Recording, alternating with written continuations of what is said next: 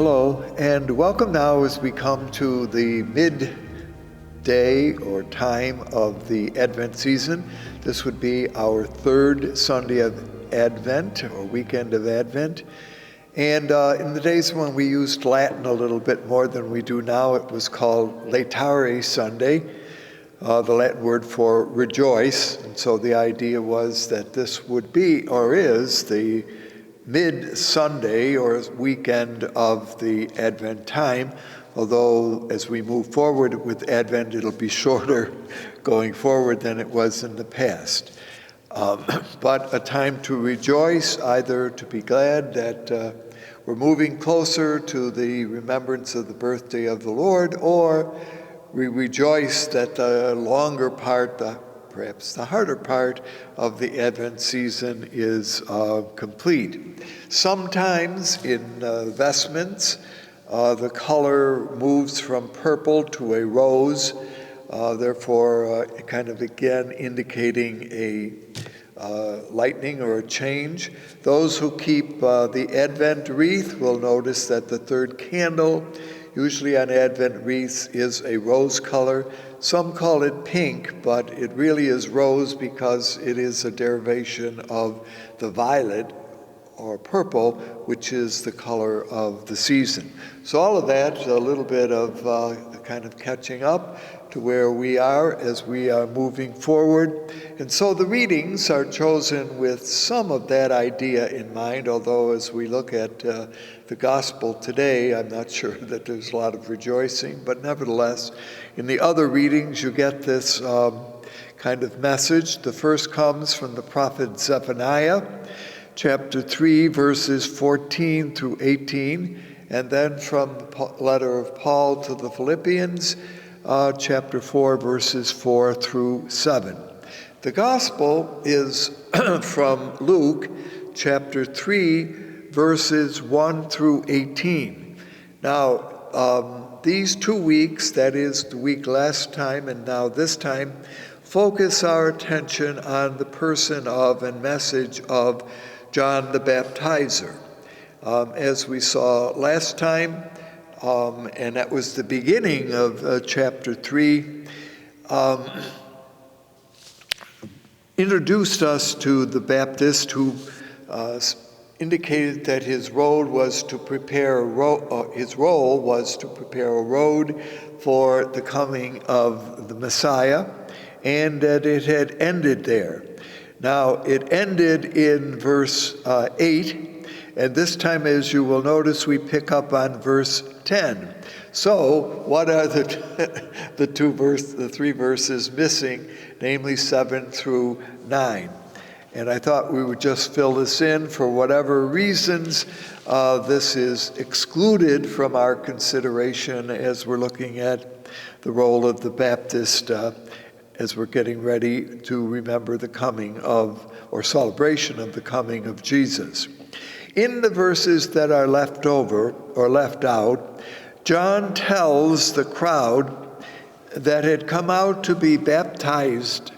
So remember that his ministry was that of staying in one place along the shores or region of the Jordan, that people came there to be baptized. And the verse that, verse 7, pictures John as saying, "You offspring of vipers, who flee from the wrath that is approaching." Now, what in effect John is calling those who come out children of snakes. See how that works if you call somebody that. And he then goes on to explain in these verses that they should produce good works, but rather instead they just talk the line, okay? Do not praise yourself. And then he makes even, when he says praise yourself for what you're doing, call yourself children of Abraham, who is our forefather, saying that we're doing these good things. John is very critical here of the group that he's talking. He says, "I tell you, God will raise up children of Abraham outside of those who are here. So he criticizes or kind of argues with those who are there that, well, as we know, they say one thing, but they don't do another thing. And then the final verse, verse 9 says, I tell you, God will raise up children for Abraham out of these stores, for already trees have had the axe go to their roots, and any tree that doesn't bear good fruit is cut off and thrown into the fire. So these three verses kind of say to whoever this group is that have come down to the Jordan and John is addressing, we ought not to think that they're simply the leaders, although that certainly could be some who have come down from Jerusalem to check out John. We're not sure, but whoever they are getting kind of scourged, if you want, by the words of the Baptist, and yet they have come to receive the baptism that John is offering. Now, in the verses that we look at this time, verse 10 through 18, there really are three groups that are addressed here. And this section that we look at this time really is echoed in the book of Acts in chapter 2 of that work. Remember, we mentioned last time that there's a real intimate connection between the Gospel of Luke and the Acts of the Apostles, and this is another example of that. Is what is mentioned here will again be enacted in the story of the early developing Christian church that Luke includes in the Acts, namely in 2:37. All right, so three groups are here. The first group is the family. If anyone gains more, someone else loses. Again, a point that we have made numerous times, but again comes to play here, that in the world of that time, there was considered to be only limited supplies of everything. And that if someone or some group gained, then inevitably some other group or person lost. See, so there was not added into the total a new number, a new amount, but rather simply quantitatively was a redistribution of whatever goods would happen. So automatically, someone who had less, if someone in some group got more, got less or lesser or fewer or whatever ever you want. So if you had two coats, and the illustration here is the fact that someone who gets two coats would indicate that someone went without a coat. Now, that's simply the way in which the thinking worked. I'm not saying that really, in reality, it worked that way, but that's the thinking that is brought into the context of the message of this time. So if someone got more, and often getting more was equated with greed, or purely gaining something further, would bring shame or dishonor to the group or person who was losing. So again, as we've noted on many occasions, that the value of honor, shame were very important concepts prevalent in the Mediterranean world of the first century. So if in a family, one family gained something, then another member in the family lost something. And so, again, the point being made in these verses here is the sharing of food. there would never be a surplus that would go beyond the family. So the first concept develops the family, and all of this taking and giving involves membership with and grouping within the family. Now, I do point out that the family, once again, is what we today might call the extended family. So we're not talking simply about mom, dad, and the kids, but we're also talking about aunts, uncles, grandparents, etc., who make up the context or confines of the family. So all of this is what the Baptist is telling the members who ask about this, that family relationships should be placed in a more wholesome balance. So you shouldn't have so much going on this side that it was weakening on this side. If you get the image of the image that we like here of blind lady there holding the two things on both sides, the perfect kind of relationship here would be a balance between all members, each member of the family unit, regardless of what their age or position was. John does not seem to propose reform, but rather encourages that they be ready for the coming of the Messiah and that they do a balance in relationships. All right, that's the first. The second has to do with toll collectors. Now, sometimes they're called tax collectors, but better is the terminology here of toll collectors. Tolls could be collected on goods, entering or leaving, or even being transferred across a district. So those were, and the tolls were set up at different places at different points. Namely, where would you set up? Well, maybe a toll booth at a bridge, at a gate, at a landing, if it were coming in from the water. And usually the nature was, now how did this work? The nature of being a toll collector went first of all to a chief toll collector. Later on, Luke in his gospel will tell us the story of Zacchaeus down in the city of Jericho, who was a chief toll collector and will be pointed out as being very rich.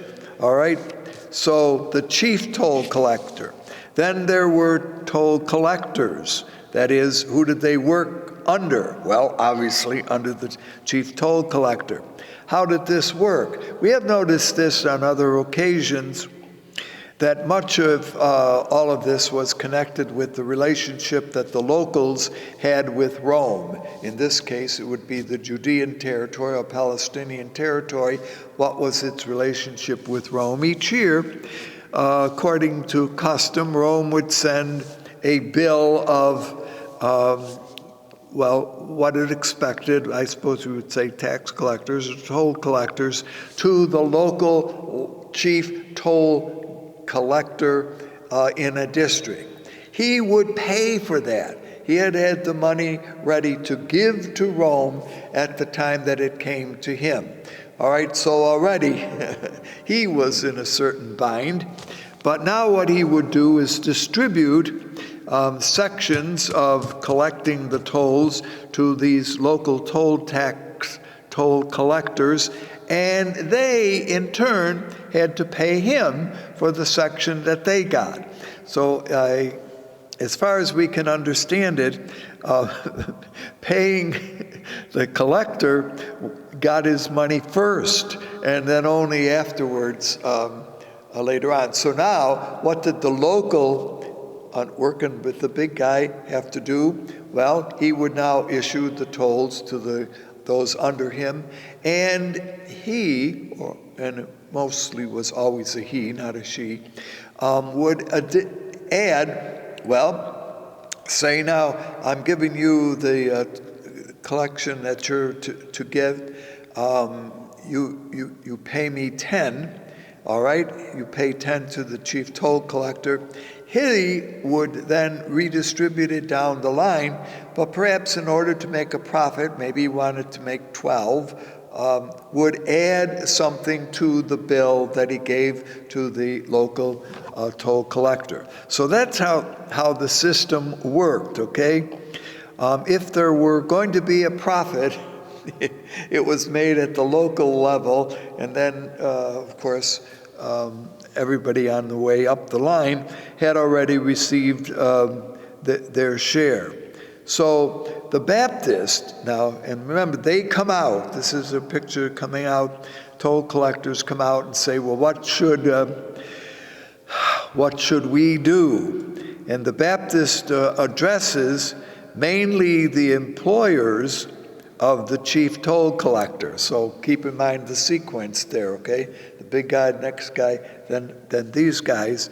And he urges them to be satisfied with the ancient prescribed amount. So yes, you can make a profit, but don't be overly benefiting or charging those to whom you give this bill. So again, the message of the Baptist seems to go to the present, to those who will be most recognized by the locals as representing the takers of the tax. As I say, we call it a tax, but perhaps more as a toll.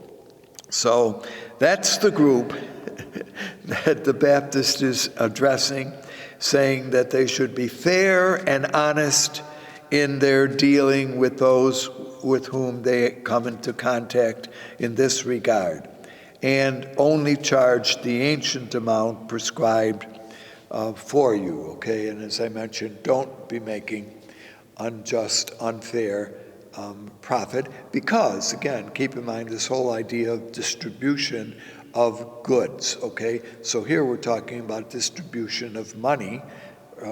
Before we saw distribution within the family, which brings us now to the third group who ask John, well, what should we do? Now, Palestinian Judaism was exempt from service to the Roman army since the time of Julius Caesar. So if you were a Jew who lived in the Holy Land, you did not have to serve in the army of Rome, okay? And that exception certainly was prevalent in the time of Jesus, and would have been, of course, prevalent in the time of Luke, had already been made by Julius Caesar. Caesar was probably smart enough to know that if you took locals into the army, their loyalty in time of combat or battle might be divided. Yes, in one way they might be receiving some kind of substance or subsidy from the Roman government, but their loyalty, if they were fighting against those within their own territory, might not be totally given to the Roman cause, but might be more to the persons and that might cause victories not to be won by the Roman army. So apparently Julius Caesar was smart enough or clever enough or thoughtful enough to say, don't bring the locals into the army, because, now they thought it was wonderful they didn't have to serve Rome, but Rome thought it's safer not to have them in the inner workings of, and particularly when you train the Roman soldiers how to battle and engage in battle and what to do if the Palestinians in this case, or Judeans, knew how Romans did things, you could see if there was an uprising that they would know how to maybe thwart that. So all of that, again, is a little political, well, not political, but practical advice that trickled down from Rome with regard to the status of the soldierate. All right, so Judean men, however, could be and were brought into the forces of Herod Antipas. Herod Antipas was, of course, Jewish, And although his loyalty was to Rome, the fact that he could conscript Palestinians into his force found that some of these soldiers despised Herod because they knew that Herod worked for Rome, and that therefore that Herod in this regard was nothing more than a puppet king whose loyalty basically would go to Rome, because that's where his power came from, and that's where his ability to stay in power ultimately rested. So